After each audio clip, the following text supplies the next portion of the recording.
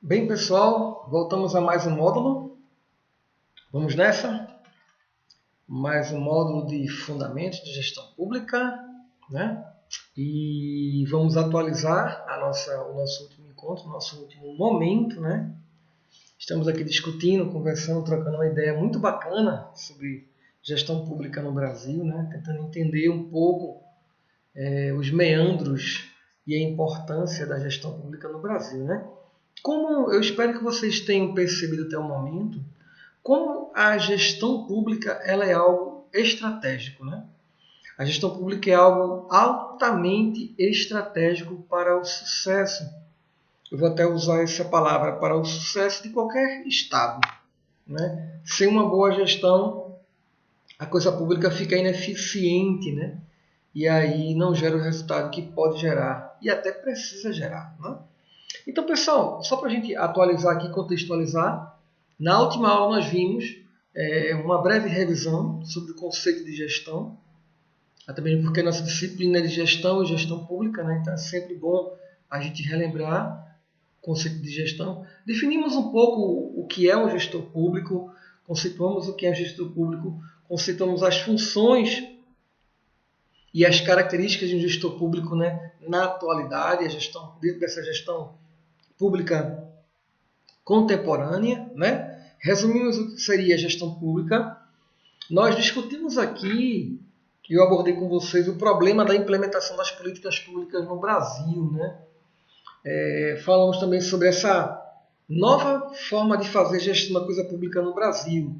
Falamos das práticas gerenciais, a questão do comportamento da sociedade civil hoje, frente a esse novo formato de gestão pública, né?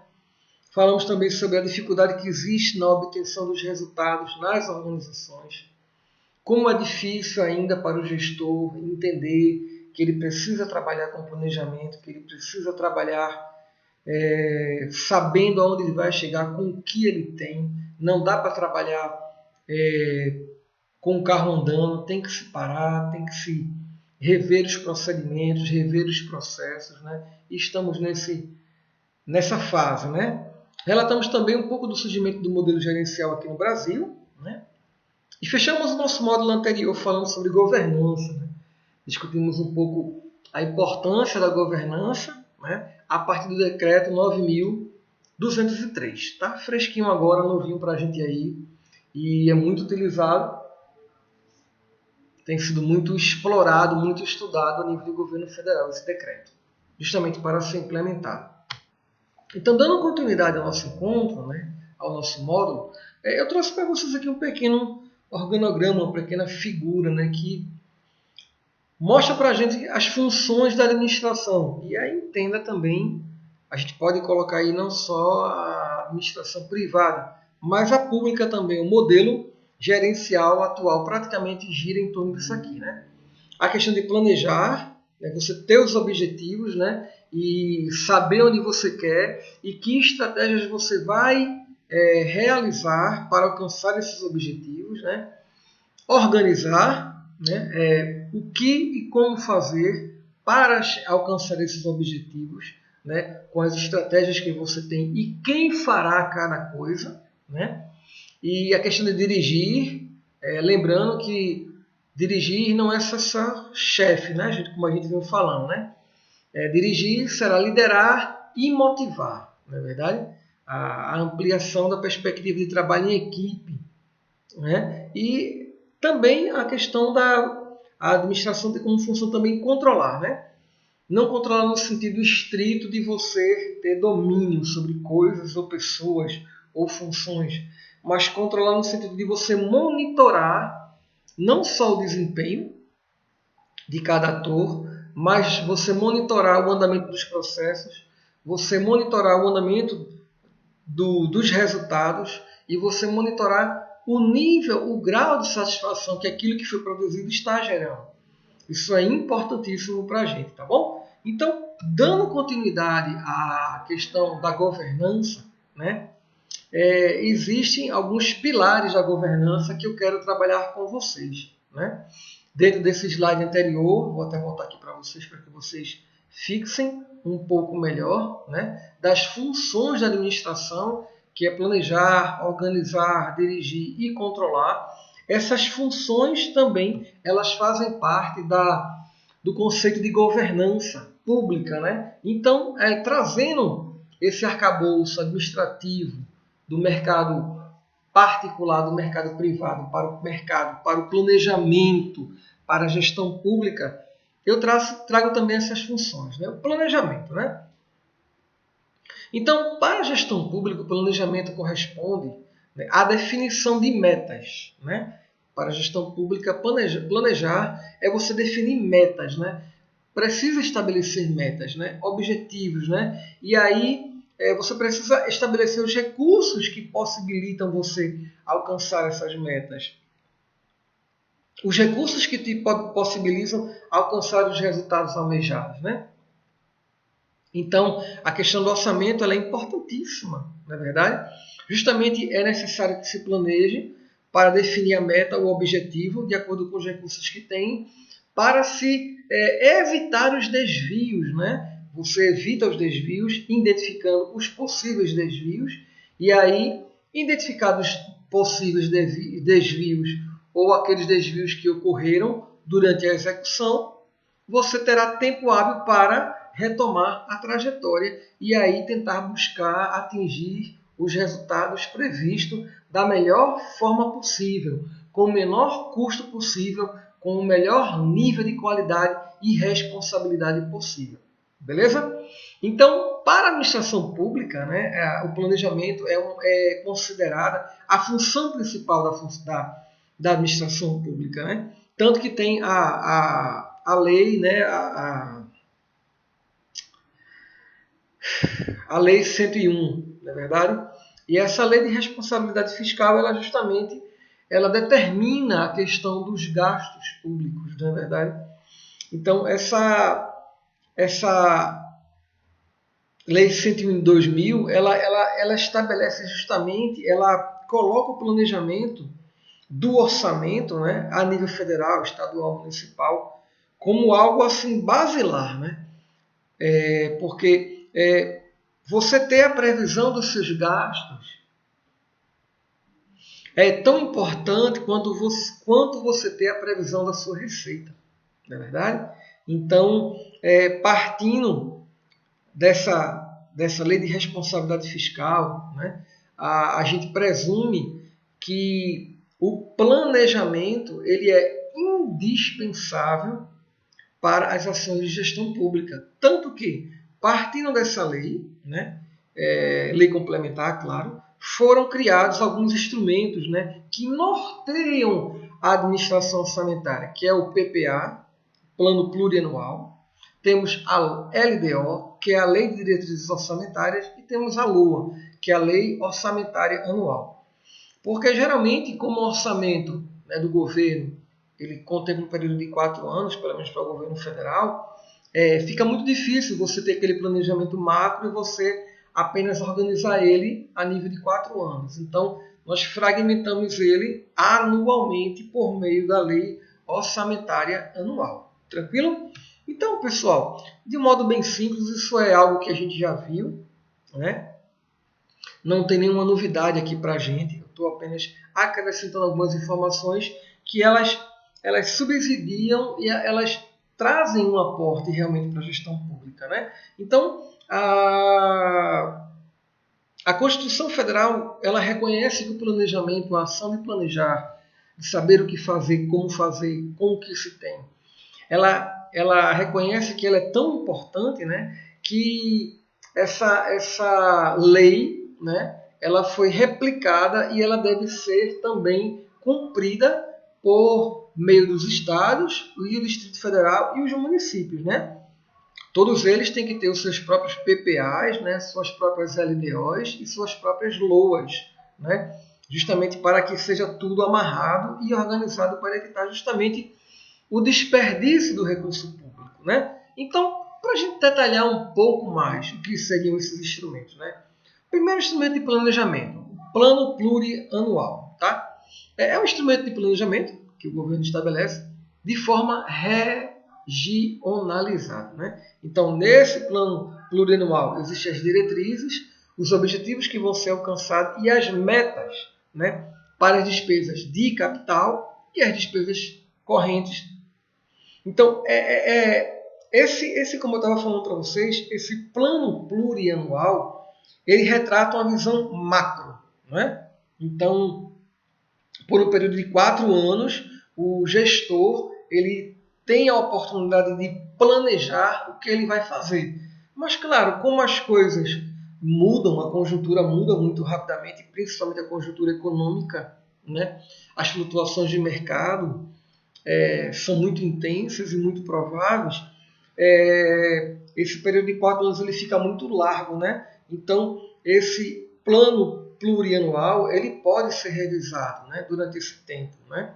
Ele pode haver inclusão, pode haver exclusão de despesa, pode haver alteração dos programas a serem executados, não é algo rígido, é apenas um planejamento, digamos assim, mais plural daquilo que se quer, né, durante o intervalo de 4 anos, tranquilo? Então, como o plano plurianual ele é longo, né, como eu falei para vocês, foi criada a LDO, que é a Lei de Diretrizes Orçamentárias e a Lei Orçamentária Anual. A LDO é um instrumento que orienta justamente a Lei Orçamentária Anual, né? Essa LDO ela existe praticamente para que as alterações tributárias no decorrer do tempo elas sejam atualizadas, na verdade. Então, existe o plano plurianual de 4 anos. Como ele é muito extenso, existe a lei orçamentária anual, que dura apenas 1 ano, né? Então, durante o período de 1 ano, o governo tem que planejar os seus gastos. E para basilar tanto o plano plurianual como a lei orçamentária anual, foi criada a Lei de Diretrizes Orçamentárias, que justamente ela busca atualizar as modificações tributárias que acontecem diariamente, semanalmente, mensalmente, por assim dizer, né? Então, a finalidade da LOA é justamente a concretização dos objetivos e metas estabelecidos no plano anual, né? O plano anual, como eu falei para vocês, ele tem 4 anos de vigência. Então, a LOA ela vem justamente segmentar por etapas, ano a ano, a execução de tudo aquilo que está lá atrás no plano plurianual. Tranquilo? Porque aí quando você fragmenta os gastos ano a ano, você tem um maior controle sobre as ações. Você tem um maior controle sobre os gastos públicos. Tranquilo? Vamos lá? Não tem novidades. Isso a gente já viu, né? Então, eu estou aqui acrescentando algumas informações para que a gente possa municiar o nosso conceito de gestão pública. Falamos em planejamento como um recurso de administração pública, né? Vamos falar agora de organização como outro instrumento de gestão pública nesse novo modelo de gestão por resultados, né? Então, a organização nada mais nada menos que é o processo de você designar tarefas, né?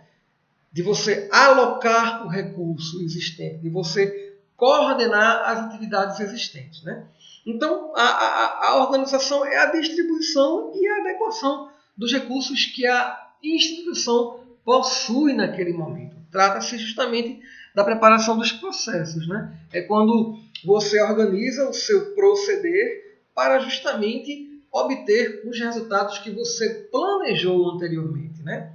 Então, você planeja uma viagem, não, eu quero ir para a Europa, por exemplo, não, eu quero ir a Belo Horizonte, né? Então, você planejou aquela viagem vai durar, quero fazer aquela viagem em 1 semana, beleza. Então, a partir do planejamento, você vai organizar, você vai alocar os recursos que você tem, você vai ver seu horário de trabalho, disponibilidade, vai ver férias, vai ver o período que você quer. Então, você vai adequar, organizar o que você tem na mão para executar o que você planejou, tranquilo?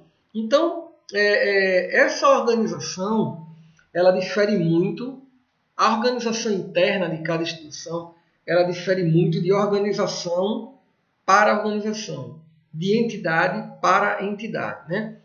Então, essa lógica de planejar, ela é diferente em uma organização pública tem um modelo, em uma organização privada já tem outro modelo, em uma organização mista é outro modelo de planejamento, e em uma organização governamental também é outro modo de planejar, é outro modo de organizar, né?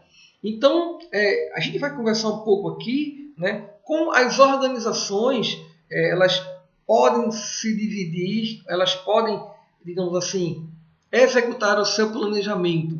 Tranquilo? Então, olha só. A organização pública, ela é mantida pelo setor público, né?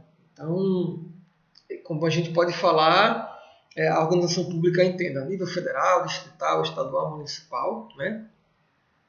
Ela tem como foco, a organização pública tem como foco atender o bem-estar social. Tranquilo?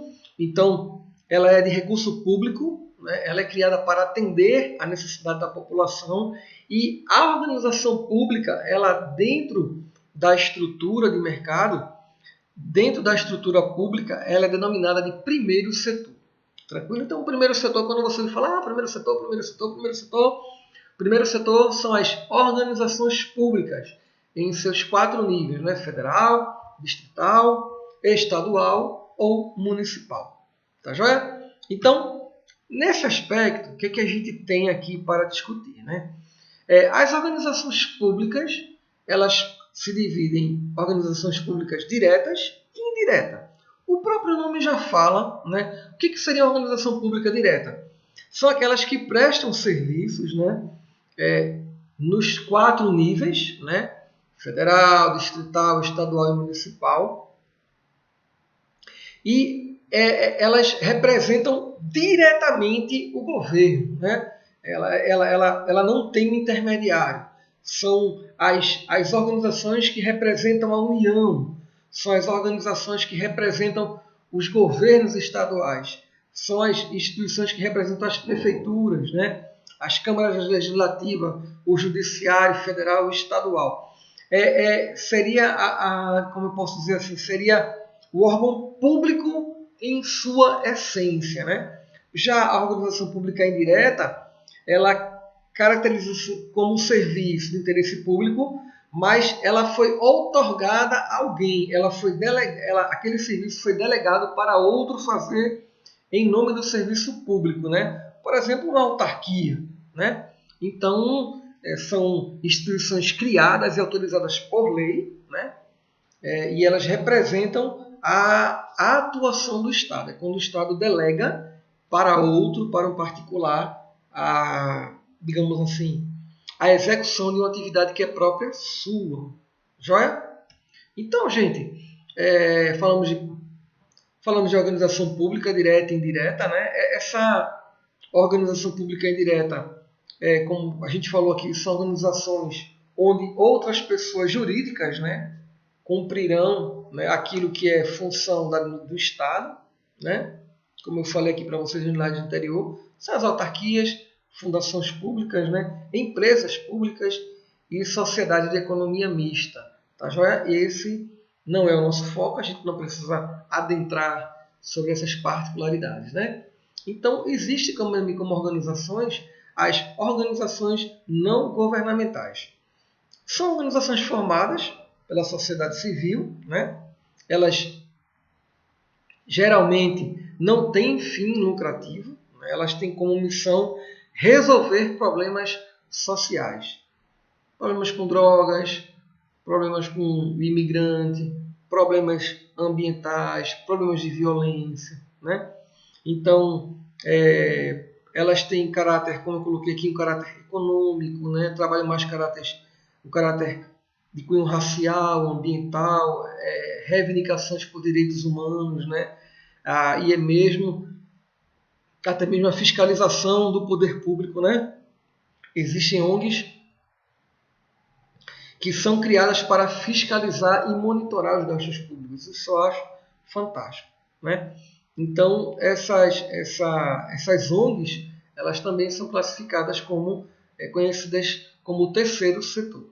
Tá joia? Não tem novidade nenhuma para a gente, né?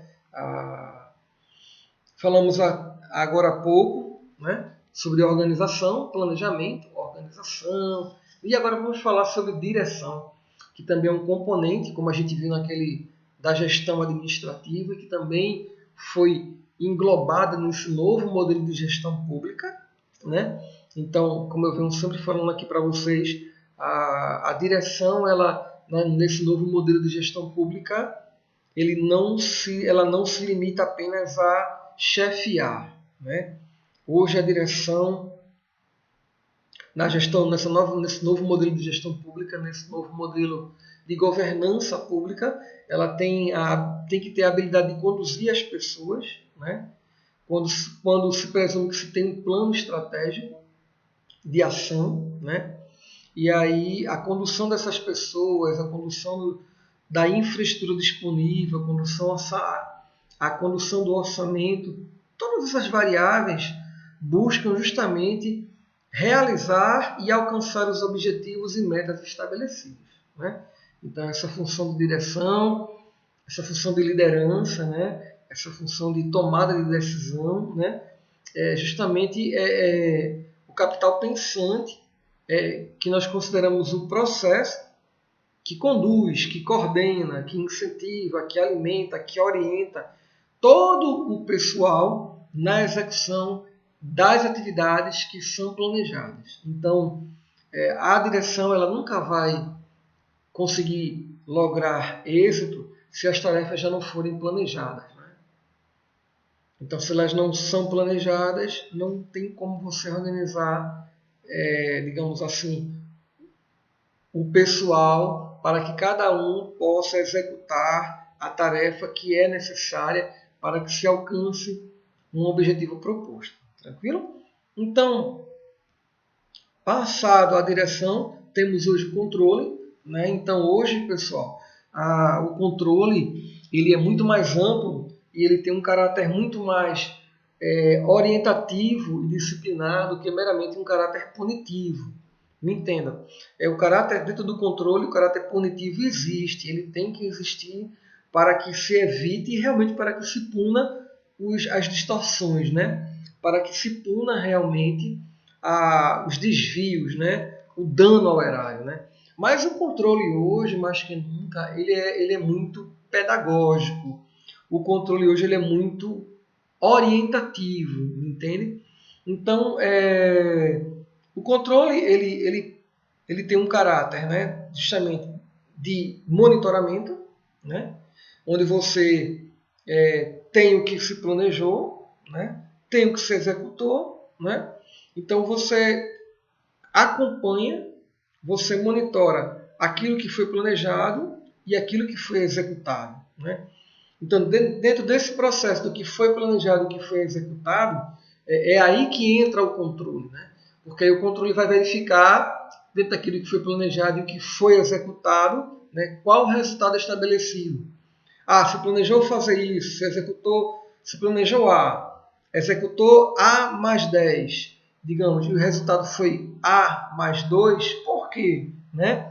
Então, o controle serve justamente para você verificar o que foi planejado, o que foi executado dentro daquilo que foi planejado, para se obter o resultado esperado. E que resultado foi esperado, né? Foi alcançado? Como esse resultado foi alcançado? De que maneira, né?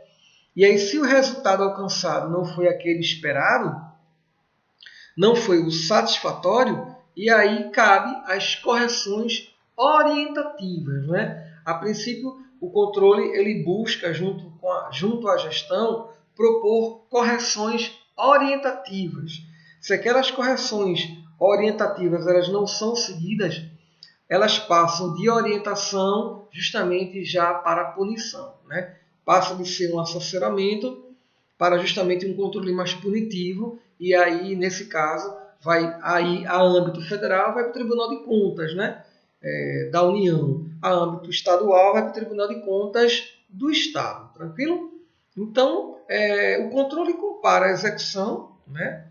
Como a gente falou agora há pouco, com os padrões que foram estabelecidos e corrige, né, as distorções que aconteceram durante o processo do que foi planejado, executado e resultado. O controle entra justamente para mapeando os processos, analisando as ações, verificar as falhas processuais, né? Verificar os erros cometidos e aí propor soluções para que esses erros não se perdurem e aí, se perdurando, eles se tornem de um erro isolado para um vício, para uma cultura, para uma prática organizacional que aí vai ser muito mais difícil de ser combatida e literalmente controlada, né? Então, pessoal, nós já vimos aqui os fundamentos da gestão pública, né? Conversamos sobre toda a fundamentação. Eu tentei colocar para vocês aqui tudo aquilo que eu acho pertinente para um curso de pós-graduação, para que a gente pudesse ver, discutir, ter um pensamento crítico, né, e aprofundar a nossa análise, né? Então, partindo desses fundamentos da gestão pública que foram apresentados, eu vou apresentar para vocês de um modo muito prático e objetivo, claro, que eu acredito que todos nós já vimos isso, todos, uns em um menor grau, outros em maior grau, né? Eu vou apresentar para vocês aqui os princípios que regem, os princípios constitucionais, justamente que regem os fundamentos da gestão pública, tranquilo? Esses princípios, eles foram criados, eles existem para garantir à gestão pública a qualidade necessária, a transparência necessária de tudo aquilo que ela executa para a sociedade. Tranquilo? Então, amados, o primeiro princípio da legalidade, né? Até discutimos um pouco e rimos um pouco sobre o princípio da legalidade, né? Ninguém será obrigado a fazer ou deixar de fazer alguma coisa senão em virtude da lei. Não existe outra definição mais clara e objetiva sobre o princípio da legalidade. Para qualquer agente público, ele só poderá tomar qualquer atitude, agir em qualquer instância, sempre pautado na lei. Ele só pode agir de acordo com o que está na lei.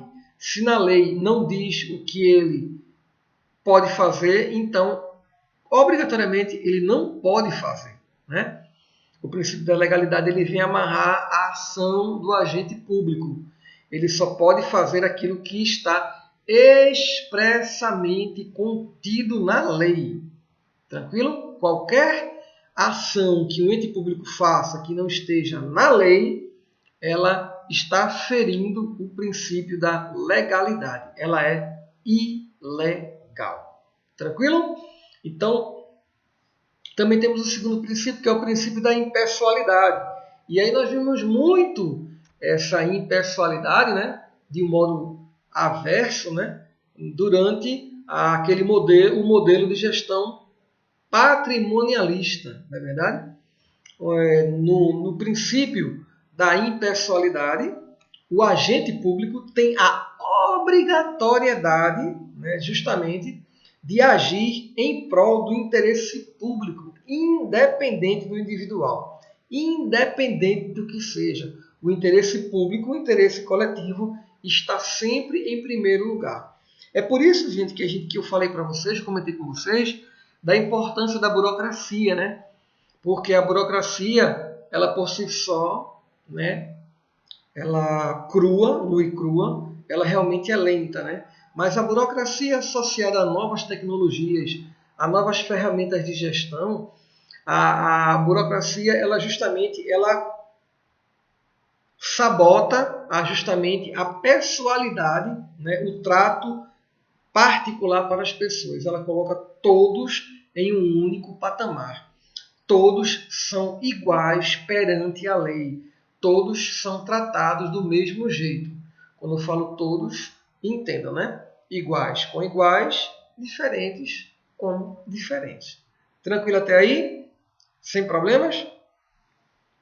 Então, vamos lá. Falamos da legalidade, impessoalidade e vem aí o princípio da moralidade, né? Então, de modo bem claro, eu comentei com vocês, né? A gente conversou aqui um pouco a questão da transparência, né? Hoje, as prefeituras, né, os estados, a União, tem aquela boa prática de gestão de dar publicidade, né, que é outro princípio, aos seus atos. Né? É o princípio que a gente vai ver daqui a pouco. Então, a prestação de conta, a divulgação de contas, né, dos gastos públicos é algo, né, assim, de extrema relevância, né, que aumenta a confiabilidade, né, que segue o princípio da publicidade. Mas quando você coloca informações,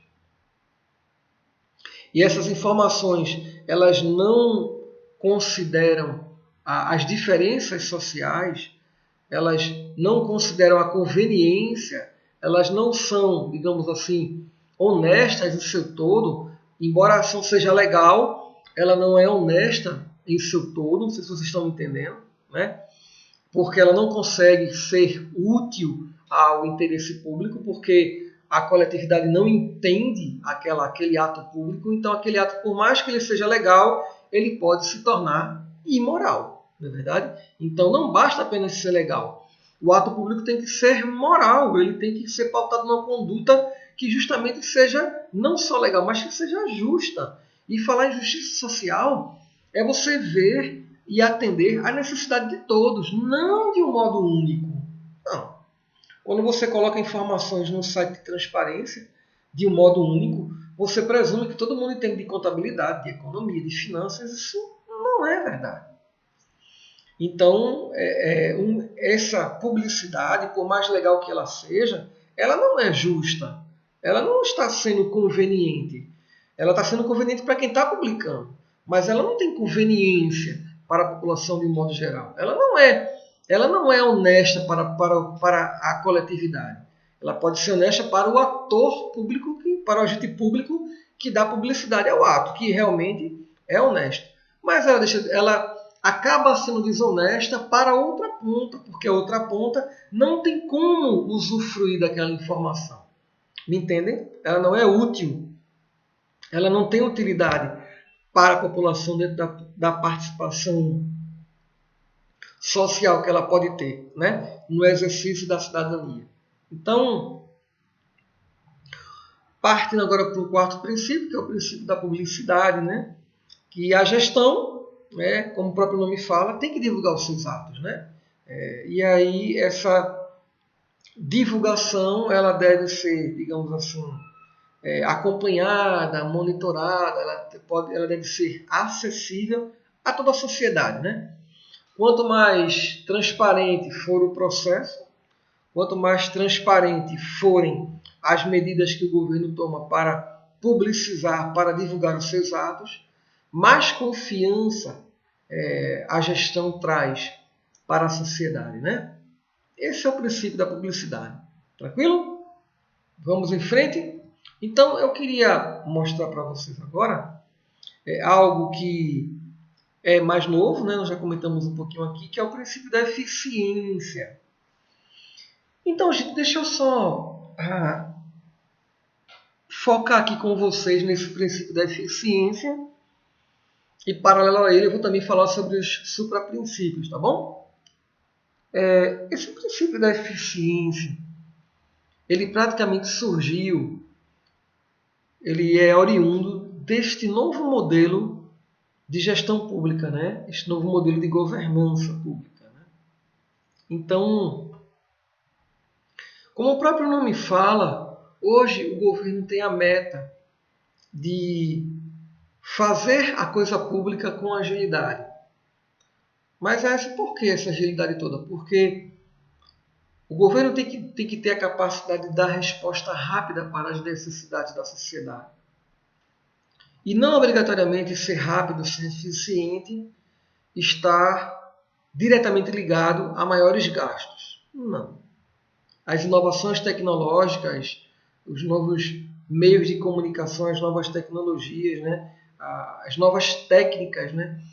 Elas vêm mostrar para a gente que a gestão pública ela pode ser ágil, com custos cada vez menores, buscando uma perfeição cada vez maior e produzindo produzindo dentro do agente público, produzindo no agente público um rendimento melhor. Então, esse princípio da eficiência, ele busca justamente resultados. Né? De um modo geral, a gente pode dizer que a eficiência na gestão pública ela está hoje atrelada a resultados. Mas prestem bem atenção no que eu estou falando vou falar para vocês agora. Não são apenas resultados por resultados. Tá? São resultados satisfatórios. Satisfatórios, capazes de atender às necessidades da comunidade, às necessidades da população. Porque é infundado, não tem coerência você criar uma instituição, você financiar aquela instituição, você ter toda uma infraestrutura para aquela instituição de pessoal, de orçamento, de equipamento, e aquela instituição simplesmente produzir algo, um bem ou um serviço, e aquele bem ou serviço produzido não é satisfatório, não atende às necessidades da comunidade. É pura ineficiência. Né? Então, isso a gente vê muito claro em algumas questões básicas, né? Como saúde, educação, moradia, saneamento, segurança, lazer, preservação ambiental. Observe, para todos esses aspectos que eu falei para vocês agora, existem órgãos, existem instituições, existem estruturas, existem tecnologias, existem pessoas, existem orçamentos. Mas o que essas instituições produzem de resultado é algo muito tímido frente às reais necessidades da sociedade. Parece que para se produzir bem, com qualidade, tem que se gastar mais. Então, o princípio da eficiência vem justamente quebrar isso. Né? Por que ele vem quebrar isso? Porque a gente não pode esquecer que existem dois supraprincípios, né, na administração pública, né? Que é o princípio da supremacia do interesse público e da indisponibilidade do interesse público. O que esses dois, eu vou resumir para vocês de um modo bem prático isso aí. Esses dois supraprincípios, eles simplesmente resumem o quê? Que a gestão pública existe para atender à necessidade da sociedade. Qualquer ação, tudo aquilo que é feito, que é produzido, que atende outros interesses e não o coletivo, é uma distorção, é uma externalidade, é uma deficiência, é uma ineficiência. Né? Então, a supremacia da existência da gestão pública, da administração pública, existe para atender os interesses coletivos. É baseado nisso que foi criado esse princípio da eficiência. Tranquilo, pessoal? Tudo certinho? Posso passar aqui o slide? Vamos lá. Então, terminado os princípios constitucionais, eu venho aqui discutir com vocês.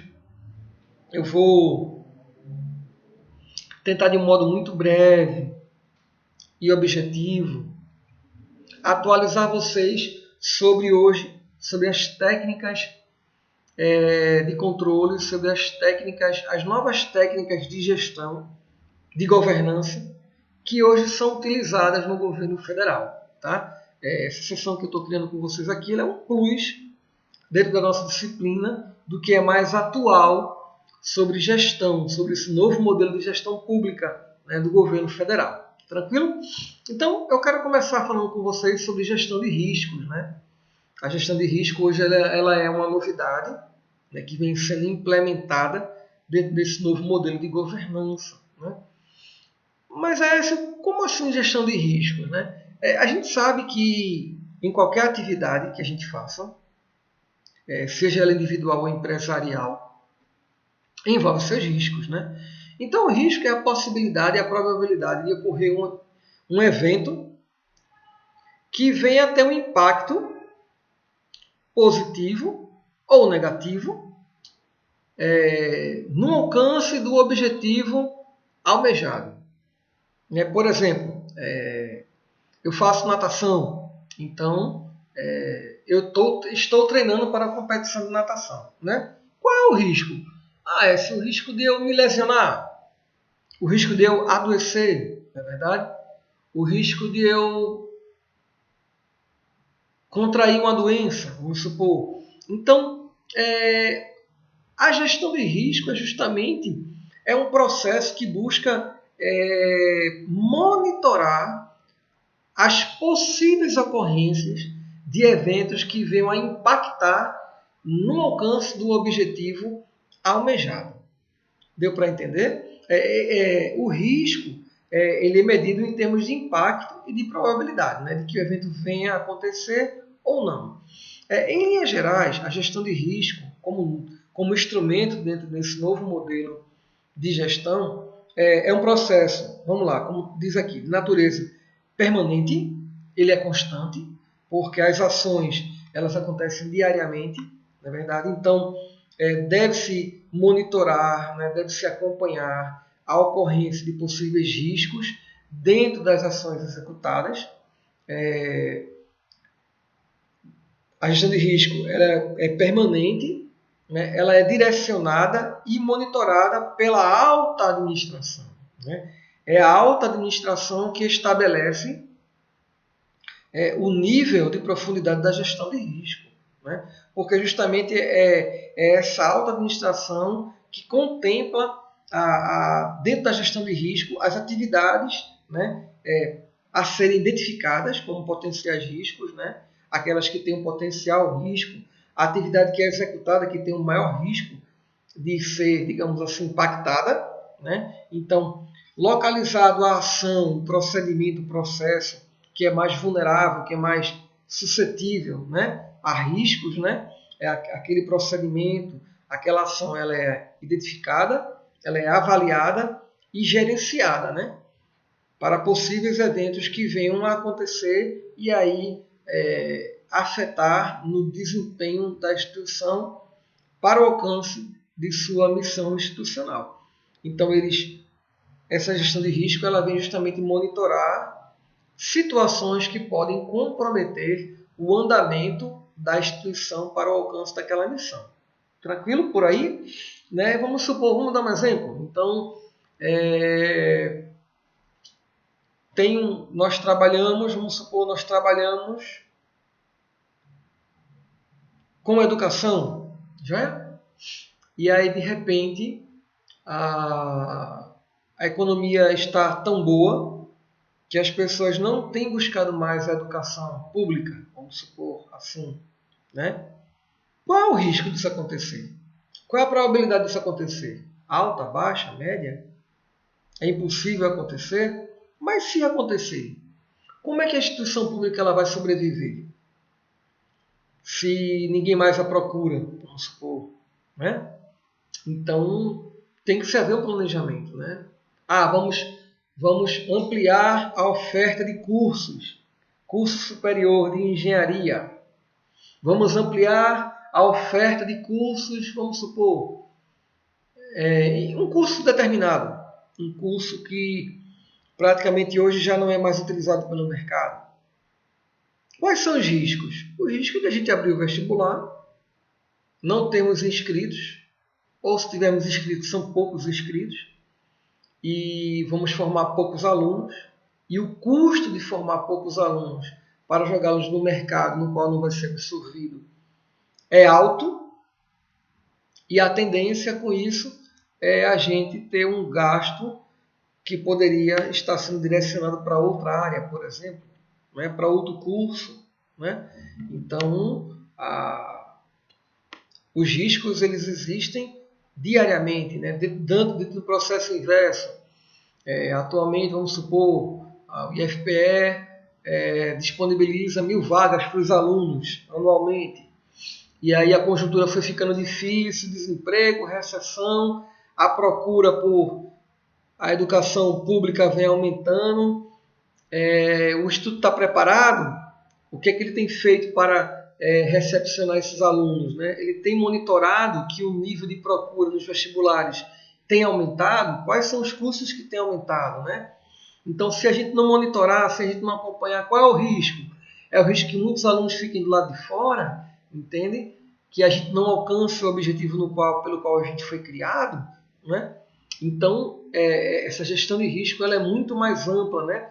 Dentro dessa missão do Instituto em angariar mais alunos, qual é o impacto que isso vai gerar na sociedade, como a sociedade vai ficar vendo o Instituto, como é que ele vai ser percebido, né? Qual a contribuição que ele pode dar. Então, todos esses eventos acontecem diariamente e precisam ser acompanhados e monitorados, né? Justamente para evitar maiores prejuízos, né? Temos também a governança por processos, né? A gestão por processos, né? A gestão por processos, pessoal, ela também é um instrumento muito utilizado hoje nesse novo modelo de governança, né? Consiste no conjunto de atividades que ocorre dentro de uma organização, né? Então, essas atividades elas estão diretamente ligadas, elas estão diretamente envolvidas para que a instituição ela alcance os objetivos para os qual ela foi criada, né? Para que ela consiga executar os processos e cumprir a sua missão.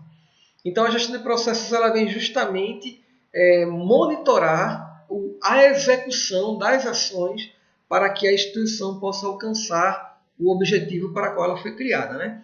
Aí, nesse conceito mais amplo, vem a governança por processos, né? Que justamente a governança, por ela ser maior, ela engloba elaborar e implantar procedimentos, implantar diretrizes, ferramentas que justamente organizam esses processos, né?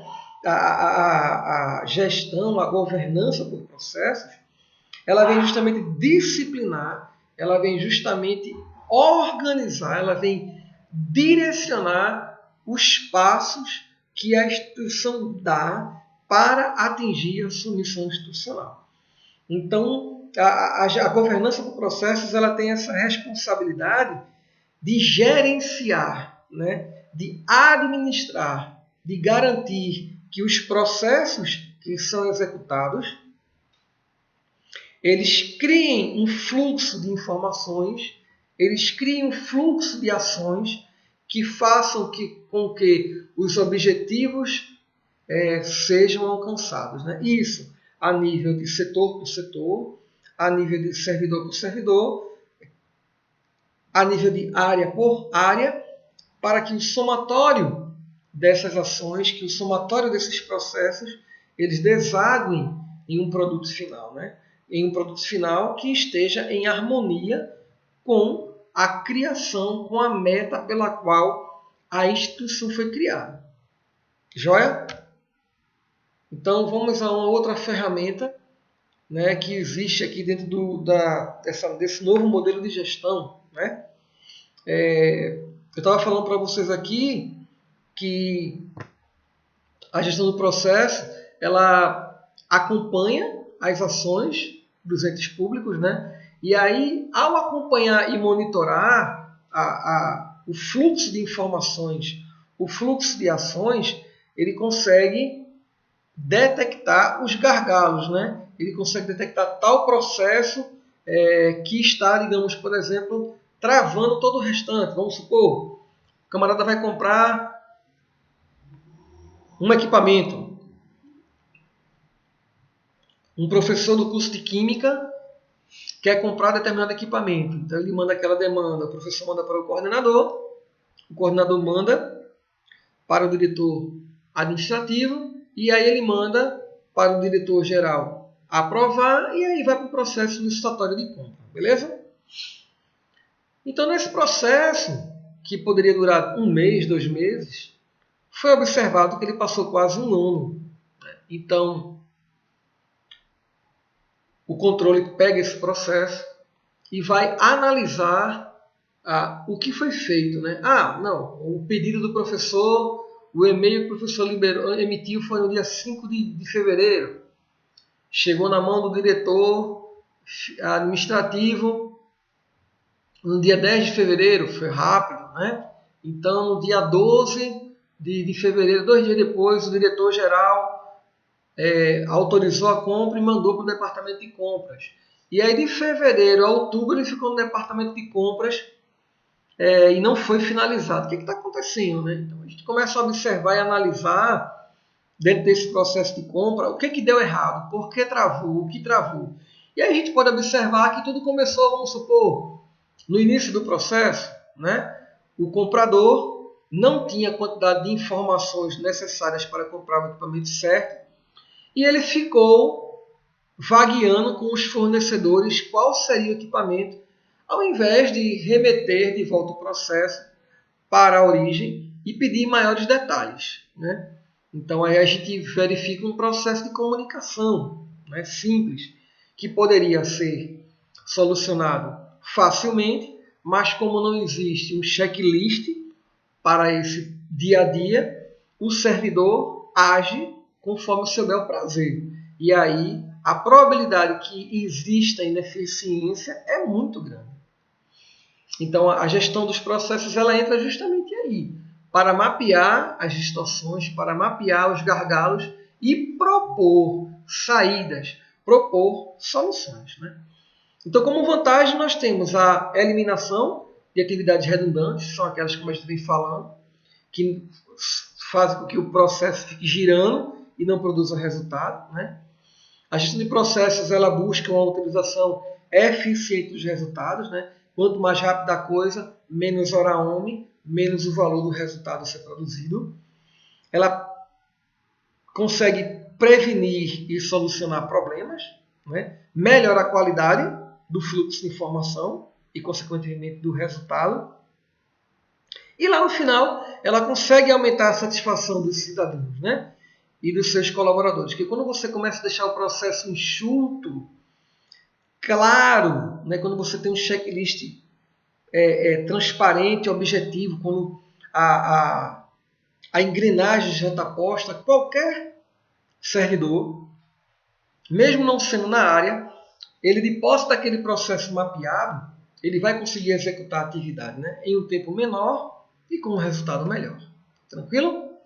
Então, avançando aqui, né, nós temos o mapeamento dos processos que faz parte da gestão de processo, né, gestão por processo.